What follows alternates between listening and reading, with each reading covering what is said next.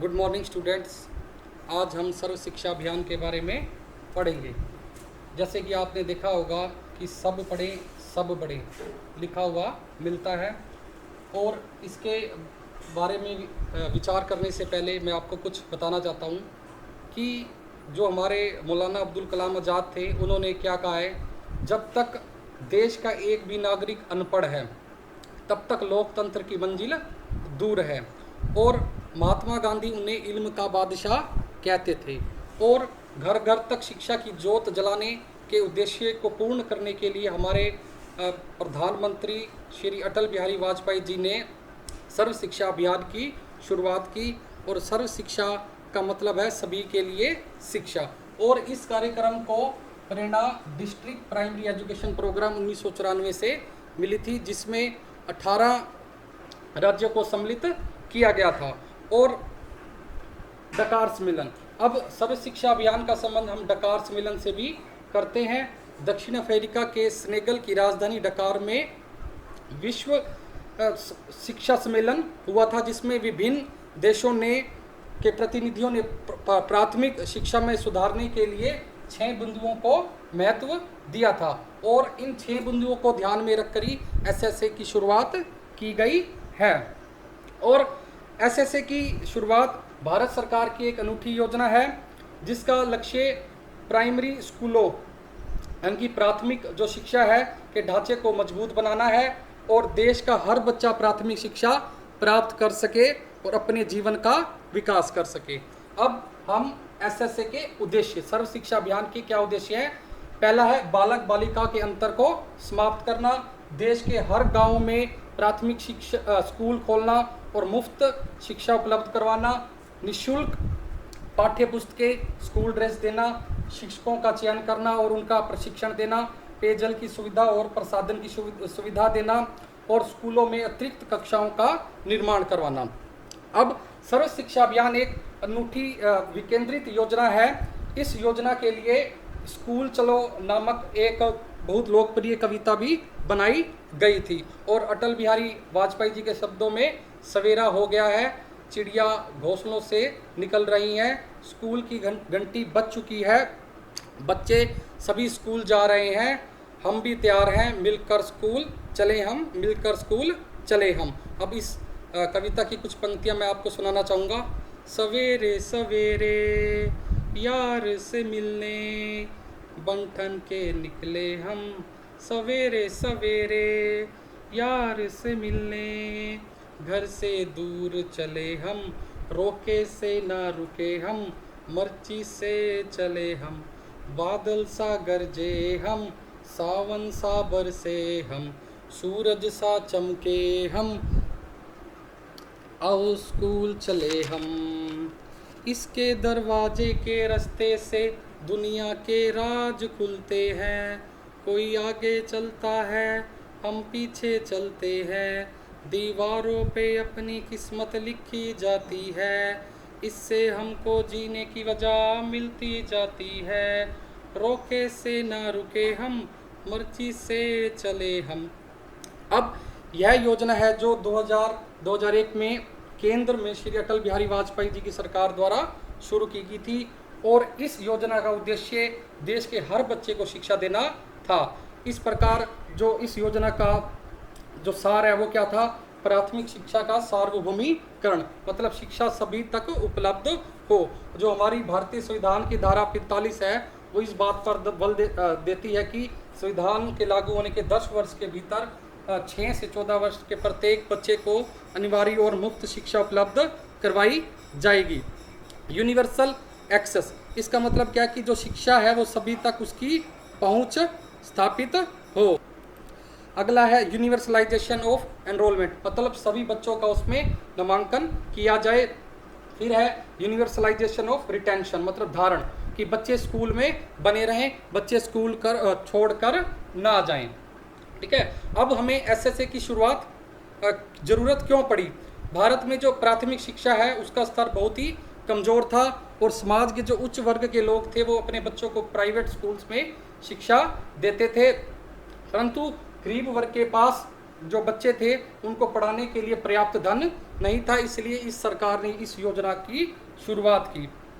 अब प्राथमिक शिक्षा को बढ़ावा देने के लिए भारत सरकार ने ग्रामीण बच्चों के लिए 1 किलोमीटर की दूरी में प्राथमिक स्कूल खोले हैं, और 3 किलोमीटर की दूरी में उच्च प्राथमिक मतलब कक्षा 1 से 8 तक की सुविधा दी है, जिसमें अनुसूचित जाति, जनजाति, पिछड़ा वर्ग के सभी बच्चे स्कूल जा सकें।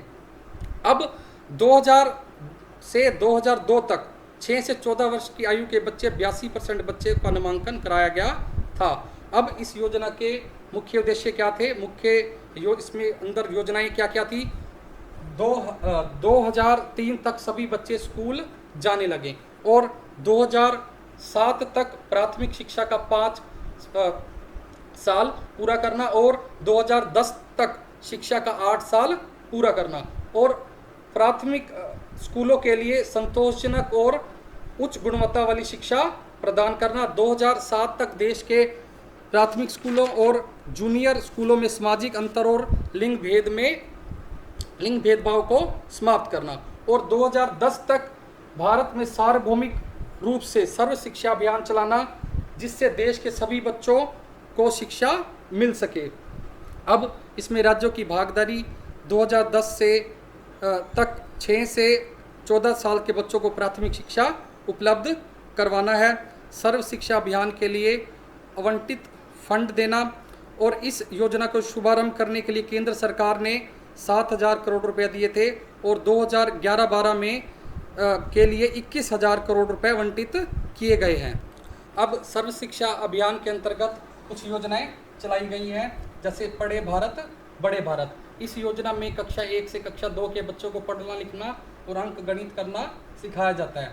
और फिर अध्यापक प्रशिक्षण, अध्यापक की ट्रेनिंग की इसमें व्यवस्था की गई है, ताकि जो अध्यापक है वो बच्चों का मनोविज्ञान समझ सके, अभिभावकों के साथ उसके कैसे संबंध हैं वो जान सके, मूल्यांकन पद्धति को विकसित कर सके। इस तरह से वो प्रशिक्षण के दौरान अपना जो भी बेटर है वो दे सके।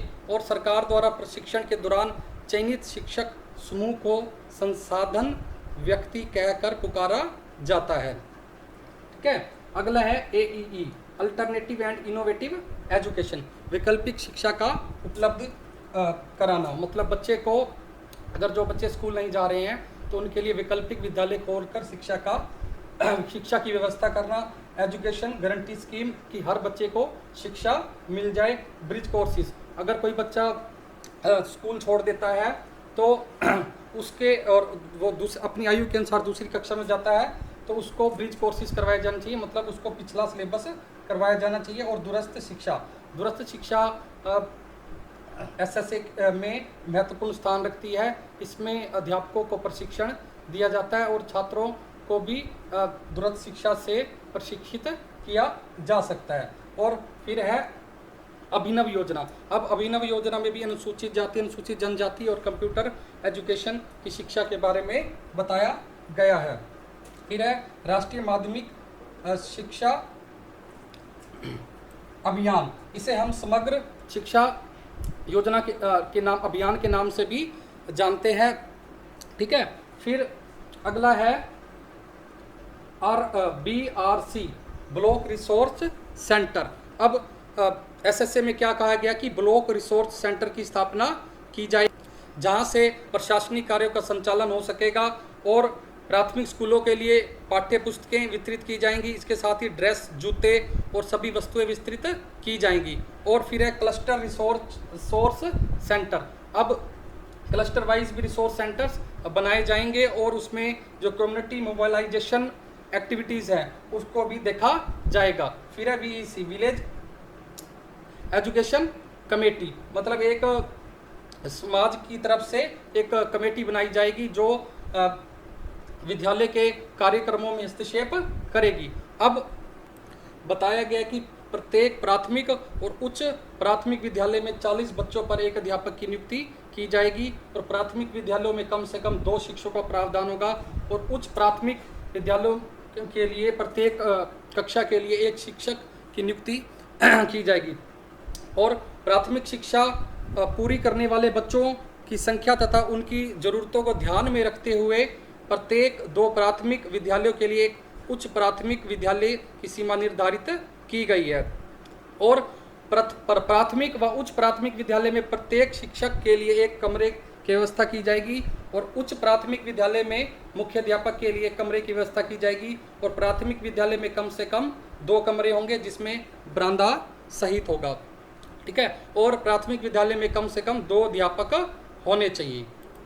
अब हम इसके आर्थिक प्रावधानों के बारे में पढ़ेंगे। रिसर्च एंड डेवलपमेंट की अनुसंधान और मूल्यांकन के लिए प्रत्येक स्कूल को 1500 रुपये की धनराशि दी जाएगी और प्रत्येक अध्यापक को प्रोत्साहित करने के लिए 500 रुपये की धनराशि दी जाएगी और ब्लॉक रिसोर्स सेंटर के निर्माण के लिए 6 लाख रुपए की राशि दी जाएगी और ब्लॉक रिसोर्स फर्नीचर आदि के निर्माण के लिए 1 लाख रुपए की राशि ब्लॉक रिसोर्स सेंटर को, ठीक है, और क्लस्टर रिसोर्स सेंटर को 10,000 रुपये की राशि प्रदान की जाएगी और ये सिर्फ केवल 1 वर्ष के लिए दी जाएगी।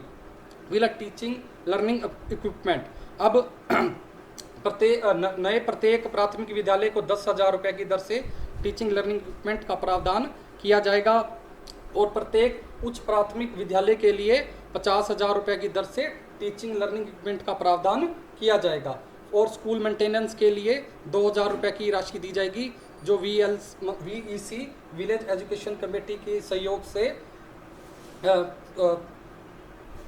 खर्च की जाएगी। फिर है स्कूल इक्विपमेंट रिपेयर, स्कूल की जो